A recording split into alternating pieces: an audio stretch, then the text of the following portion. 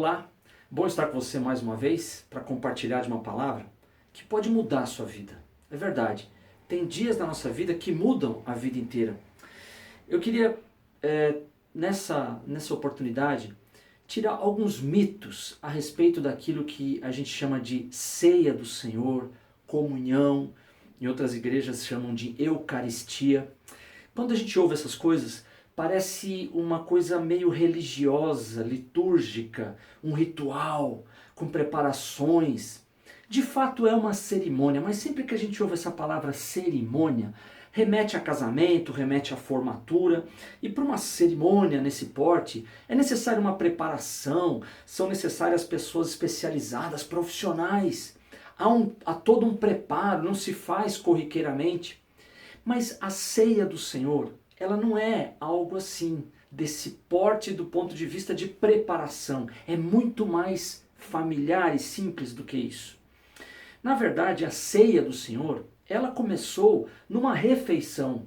Foi mais especificamente um jantar. Isso começou lá na Páscoa dos judeus. Então foi ali a origem daquilo que nós chamamos hoje ceia do Senhor. Foi ali onde Deus ordena a Moisés que cada família naquele dia sacrificasse um cordeiro e assasse a carne do cordeiro. Então ali a carne do cordeiro foi o churrasco do jantar que precedeu a saída do Egito. Então a origem se dá não num auditório, não numa igreja, num templo, não se dá numa cerimônia com muita preparação, especialistas e profissionais, mas se deu nas casas, se deu numa refeição, num jantar. Mas mesmo assim, nós temos refeições, via de regra 3 refeições ao dia, alguém faz 6, 8, 10, mas mesmo as refeições, elas demandam um preparo. Então quando você convida alguém para almoçar ou jantar na sua casa, aquilo demanda um preparo. Mas a ceia do Senhor, ela ainda é mais simples do que uma refeição. Ela é mais simples do que uma cerimônia, e ela é mais simples do que um jantar, um almoço, porque você não janta várias vezes ao dia, nem almoça várias vezes ao dia, via de regra. Mas a ceia do Senhor é algo que ela é simples e ela pode ser consumida até mais do que uma vez por dia. Pois é, Jesus faz as coisas não para teólogos, não para religiosos, mas para as pessoas simples. E a ceia é uma dessas coisas simples que eu gostaria que você compreendesse hoje, qual é que é o significado.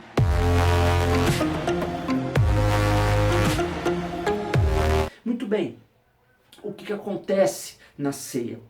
Existe uma expectativa de Deus a seu respeito e a meu respeito. Tem um texto na Bíblia que está lá em Romanos capítulo 5 e verso 17, que na metade do texto diz assim: aqueles que recebem a abundância da graça e o dom da justiça reinarão em vida através de Jesus Cristo. Eu vou repetir: aqueles que recebem a abundância da graça e o dom, o presente da justiça, reinarão em vida através de Jesus Cristo. Essa é a expectativa de Deus a seu respeito, que você reine em vida. Mas o que será reinar em vida? Será que é você sair por aí com uma prepotência, uma arrogância, dando ordem para que as coisas aconteçam? Longe disso. Reinar em vida, como diz o texto, reinar em vida através de Jesus Cristo. Olha que interessante, quando Deus cria esse mundo perfeito, entrega na mão de um administrador, de um gestor, de um rei, por assim dizer, Adão. Só que Adão escolhe não confiar em Deus e agora ele entrega o cetro, ele entrega a administração desse mundo para Satanás. Você sabia que a Bíblia diz que o príncipe deste século não é Jesus Cristo, mas é Satanás? É esse nome que a Bíblia dá a Satanás, ou esse cargo, essa função, Deus deste século, o príncipe desse século. Então, teoricamente, ele é aquele que reina. Só que Jesus, ele nos chama para sermos povo dele, não povo dessa terra, não povo desse sistema, não povo de Satanás, mas povo de Jesus. E é por isso que a promessa e a expectativa de Deus é que você reine nesta vida, onde o administrador, o príncipe desse século é Satanás, mas ele quer que você reine em vida. Mas é possível, no mundo em que vivemos, diante daquele cuja intenção é matar, roubar e destruir, é possível reinar em vida? Sim. Como? Através de Jesus Cristo. Essa é a expectativa de Deus. Olha só, o que significa então reinar em vida.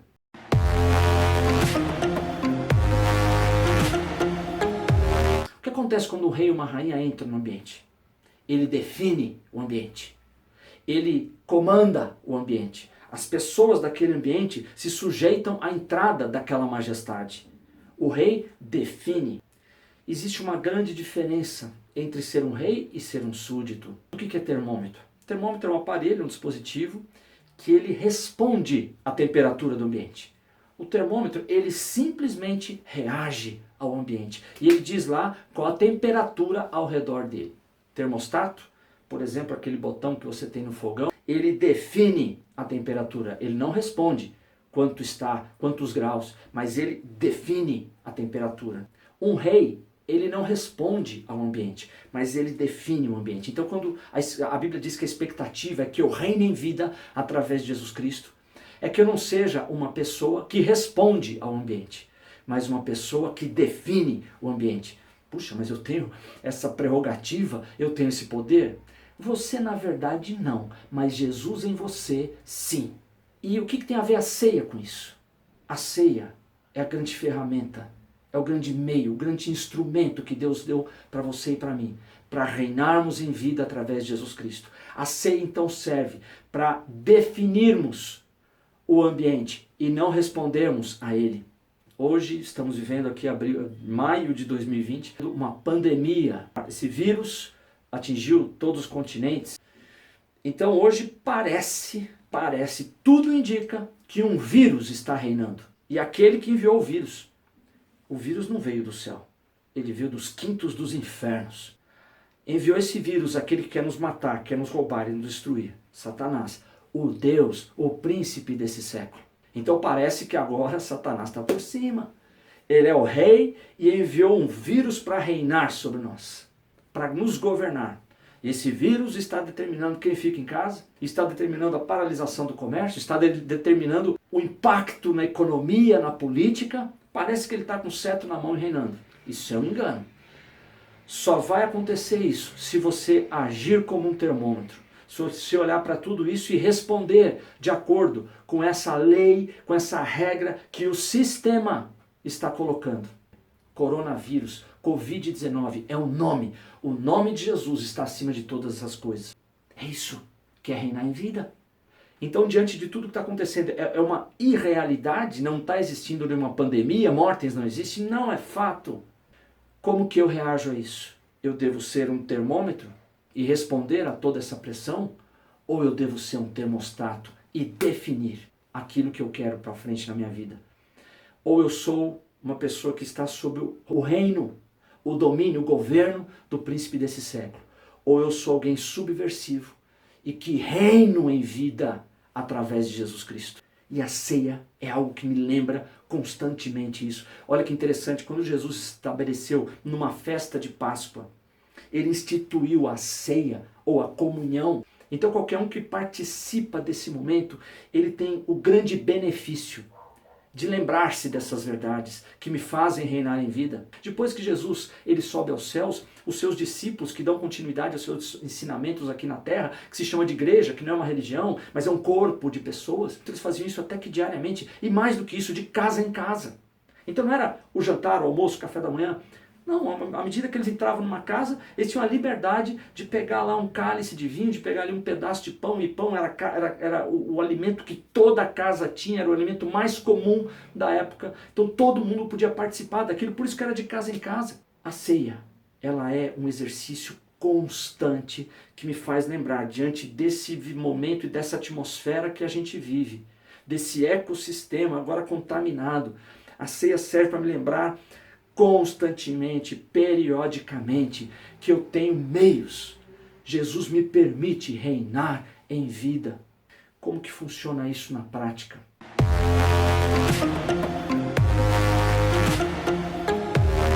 A ceia ela é composta de dois elementos simples, sem muito requinte. Ela é composta por uma bebida e um pedaço de pão. Jesus fez isso com o vinho e fez isso com um pedaço de pão. E ele instituiu com esses elementos, não precisa muito mais preparo. Nesse elemento tem o vinho, que simboliza, não se transforma, mas simboliza o sangue de Jesus. A Bíblia fala, Deus ele estabeleceu nos seus princípios, que o perdão de pecados, ele se dá por meio de derramamento de sangue de um inocente. Que coisa é essa? Antigo Testamento, Deus institui, isso era uma prática lá desde os patriarcas, do sacrifício de animais. Mas para que servia o sacrifício dos animais? Um pecador, alguém que tinha cometido pecados, ele ia lá no tabernáculo, depois no templo, ele levava um animal. Ele impunha suas mãos sobre o animal, confessava o seu pecado, então em figura aquele pecado estava sendo transferido para aquele animal, depois ele matava, ele imolava, ele sacrificava aquele animal, o sangue era derramado. Então assim, o que estava acontecendo ali? Aquele animal inocente e justo, ele levou sobre si os pecados do ofertante, do pecador. E quando aquele animal é sacrificado, ocorre o perdão. De quem? Do animal? Não, o perdão do pecador. E daquela cena, daquele palco, sai o pecador perdoado e morre ali aquele substituto sacrificado cujo sangue foi vertido. Então esse era o princípio de Deus de perdão de pecados. Quando Jesus vem, aliás Jesus, o verbo que se tornou carne, o Deus que habitou entre nós, o próprio Deus desceu aqui, viveu a vida que nós vivemos, passou por tudo que um ser humano passa, por todas as experiências, porém sem pecado. Sobe na cruz, aquele que não conheceu o pecado se fez pecado por nós, para que nele, você fôssemos feitos justiça de Deus. Então agora Jesus ele sobe na cruz e tudo de ruim da minha vida, pecados, não só pecados, dores e enfermidades, são transferidos para Jesus.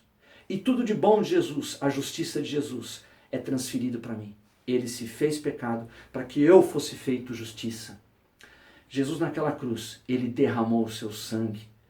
Por isso que os pecados de todos os homens de todos os tempos foram perdoados na cruz. E o primeiro elemento tem a ver com isso, tem a ver com perdão de pecados, tem a ver com lembrar-me que na cruz, Jesus derramou o seu sangue por todos os meus pecados e levou na cruz. Então ali você tem perdão. Imagina que você deva alguma coisa para alguém, você toma um dinheiro emprestado e promete pagar dali 1 mês, 2, 3. Passa o prazo de pagamento e você não pagou. Você é um devedor. E qual a sua relação com o credor? Primeiro que mesmo que você não se depare com o seu credor, sobre os seus ombros vem um peso de culpa. Você está culpado, você pegou de alguém emprestado e agora você não conseguiu saldar sua dívida. Você anda com o peso da sua culpa.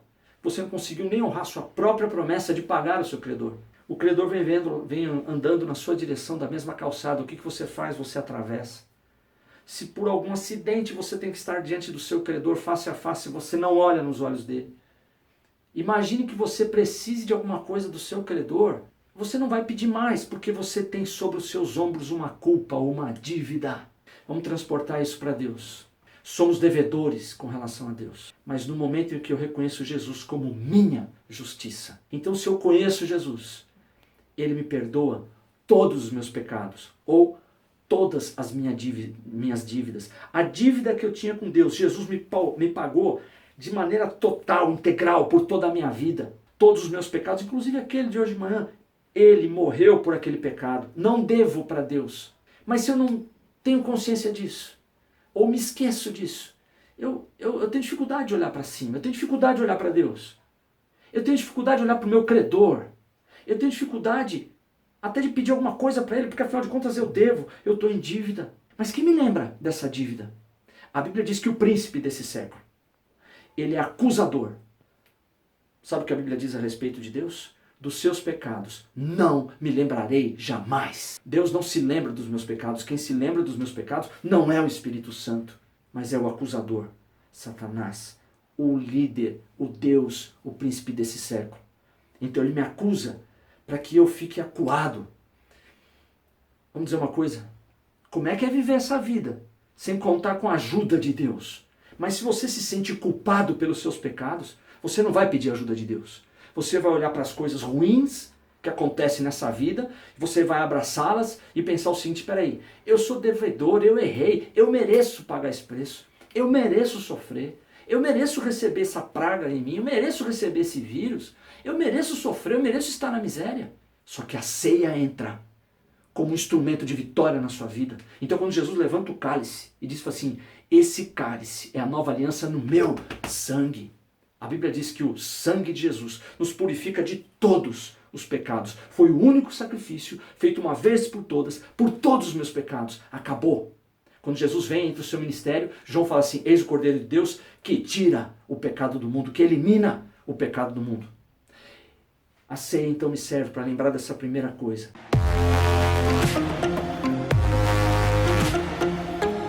Espera aí, quando eu pego esse cálice, eu devo me lembrar que esse cálice representa o sangue de Jesus, que me perdoou todas as dívidas, e que agora eu não preciso ter uma consciência nos meus ombros e na minha mente de pecado, mas de perdoado, que eu posso olhar Deus nos olhos, porque Ele me olha através de Jesus.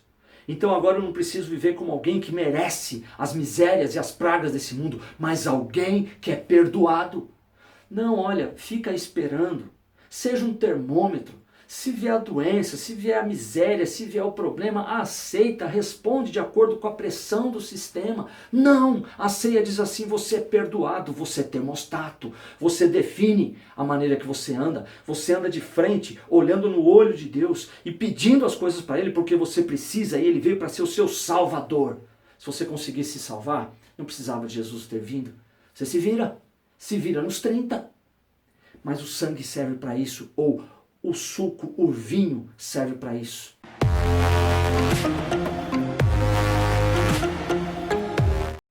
Segundo elemento, pão, que também serve para me lembrar de que a expectativa de Deus é que eu reine nessa vida, que eu não seja um termômetro, mas um termostato.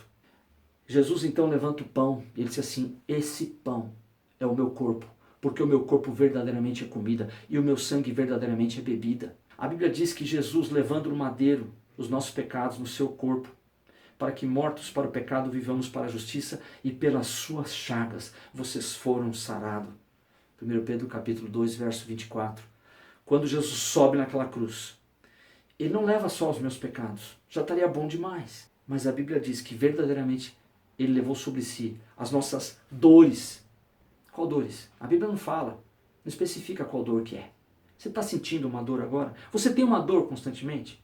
Onde que é essa dor? Nas costas, na cabeça, enxaqueca, na mão, no braço, na perna? Ele levou todas as dores.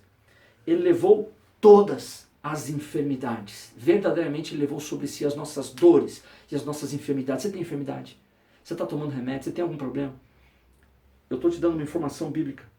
Ele levou essa e todas as enfermidades no corpo dele na cruz. Coronavírus inclusive. E nós o reputamos por aflito, ferido de Deus e oprimido. Mas Ele foi ferido pelas nossas transgressões, moído pelas nossas iniquidades. O sacrifício que nos traz a paz estava sobre Ele. E pelas suas pisaduras nós fomos sarados, curados. Quando Jesus sobe na cruz, Ele é ferido pelas nossas transgressões. O sangue dele verte. Mas o sangue dele me perdoa de todos os pecados. Glória a Deus, eu me lembro na cruz que Jesus me perdoou os meus pecados, que eu não preciso mais olhar para Deus como um credor a quem eu devo uma monta impossível de ser paga, mas eu olho para Deus como meu Pai. E eu posso pedir as coisas para o meu Pai. Eu não preciso sentir um peso de culpa que o acusador coloca nos meus ouvidos. Eu não preciso estar sujeito a todas essas coisas que estão acontecendo ao meu redor e não pedir socorro para Deus. Mas também Ele me leva as dores e as enfermidades. E agora, pelo flagelo de Jesus, eu fui curado, eu fui sarado. Por isso que Ele levanta o pão na ceia. E o pão me lembra que há 2000 anos Jesus levou na cruz as minhas dores e as minhas enfermidades. Na cruz eu tenho perdão de pecados, mas eu tenho também cura de enfermidades. Jesus aqui na terra, mais de 2/3 de tudo que Ele fez com milagres foram curas. Jesus não andava sobre as águas todos os dias. Ele não aquietava o mar todos os dias, mas Ele curava todos os dias. O que mais Jesus fez foi curar. E olha que paradoxo. Existe tanta resistência a respeito de cura divina. Mais paradoxal ainda. Sabe qual é que é o foco? De onde vem essa resistência maior? Das igrejas cristãs ou ditas cristãs. Por que tanta controvérsia? Porque o Deus desse século, a Bíblia diz, Ele cega o entendimento. Para que você não seja beneficiado, mas a ceia entra como um instrumento, como uma arma de vitória na sua vida, para que você se lembre de que na cruz Jesus não somente derramou sangue e perdoou todos os seus pecados, mas na cruz Ele leva no seu corpo, no seu físico, todas as nossas dores e enfermidades. e pelo flagelo que ele passou, pelos açoites que ele recebeu, nós fomos curados. Então quando você ergue o pão e você come desse pão, você está comendo aquilo que Jesus disse: eu sou o pão da vida que desce do céu para dar vida ao homem. Salmo 103, verso 3. É Ele que perdoa todas as suas iniquidades. E é Ele que sara todas as suas enfermidades. Covid-19, coronavírus, inclusive. O que eu estou te dizendo aqui? Que você tem duas maneiras hoje de escolher como viver. O teu estilo de vida. Eu posso ser um termômetro e reagir a tudo aquilo que está acontecendo e tudo aquilo que eu ouço. Mas eu posso definir. Eu posso reinar em vida através de Jesus Cristo. Sabe como é que eu reino? Eu posso, em meio à minha aflição, angústia, ansiedade, o que todos nós estamos sujeitos. Vou te falar uma coisa, você que tem fé em Jesus, você que frequenta uma igreja, lê Bíblia, ora, mas, amigo, você tá ruim agora. Você está numa situação desanimadora, você está abatido, você está ansioso, você está triste, você está apavorado. Nada anormal. Bem-vindo ao clube. Somos iguais. Mas o que a ceia me lembra é que nesse momento em que você está acuado, você tem uma saída, você pode olhar para cima, olhar para Deus e pedir o socorro dele. Como está acontecendo agora. Eu não tenho dúvida que essa palavra está visitando o seu coração, porque a palavra de Deus é a espada, é a luz, e ela tira as trevas. Então nada de errado. A ceia te lembra que o sangue de Jesus te transforma não num devedor, mas alguém que é justo, cuja dívida foi paga, e você pode olhar Deus face a face e ter o socorro dele. E a Bíblia também te lembra que você tem o corpo de Cristo na cruz, que levou todas as suas dores e enfermidades, e que hoje nem coronavírus está acima do poder da cruz de Cristo, mas lá no fundo do seu coração, saiba que o Senhor morreu por você, te perdoou os pecados, sarou as enfermidades. Agora eu quero orar por você. Senhor Jesus, muito obrigado pela tua oferta 2000 anos atrás, porque o Senhor subiu naquela cruz com todos os meus pecados e eles foram perdoados pelo teu sangue derramado. Obrigado porque o Senhor subiu naquela cruz com todas as minhas dores e enfermidades, e pelos seus açoites eu fui curado, eu fui sarado. E obrigado, Senhor, porque hoje eu posso saber disso, eu posso conhecer dessa verdade, porque o Senhor não deixa que a sua verdade deixe de ser anunciada a despeito de qualquer barreira. A tua palavra está entrando nas casas, mesmo em tempo de pandemia, aliás, entrar mais do que antes. Oro pelas pessoas que estão ouvindo essa palavra agora, que elas sejam libertas de um sentimento de culpa que não foi Deus que colocou sobre os ombros dela, foi o acusador, foi o Deus desse século. Então que essas pessoas agora rompam, sejam subversivos com relação a este sistema, e não mais obedeçam essa voz, não mais ouçam essa voz de acusação, mas ouçam a voz do Senhor Jesus que diz assim: aquele que vem a mim de maneira nenhuma lançarei fora. Se alguém tem sede, vem a mim e beba. Que as pessoas entendam e ouçam agora a voz do Senhor Jesus que as convida. Que as pessoas entendam que o sangue de Jesus foi derramado pelo perdão dos pecados dela. E se tem alguém me ouvindo agora que não tinha essa consciência de que Jesus morreu pelos seus pecados, e que a Bíblia diz que todo aquele que invocar o nome do Senhor Jesus será perdoado, salvo da condenação do pecado. Então eu oro por esses que nesse momento façam uma oração simples, singela, como a ceia é, pedindo: Senhor Jesus, eu confio no Senhor como meu Salvador, eu te recebo como meu Salvador. E oro, Deus, para pessoas que estejam padecendo agora algum mal no físico, na carne, enfermidade, dores, que no nome de Jesus, pelo pão, elas entendam que no corpo de Cristo isso já foi, já passou, e temos como legado agora a saúde.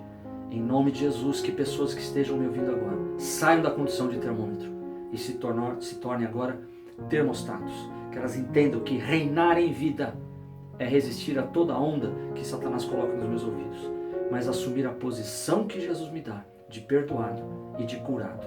É a oração que eu faço em nome de Jesus. Amém. Deus te abençoe.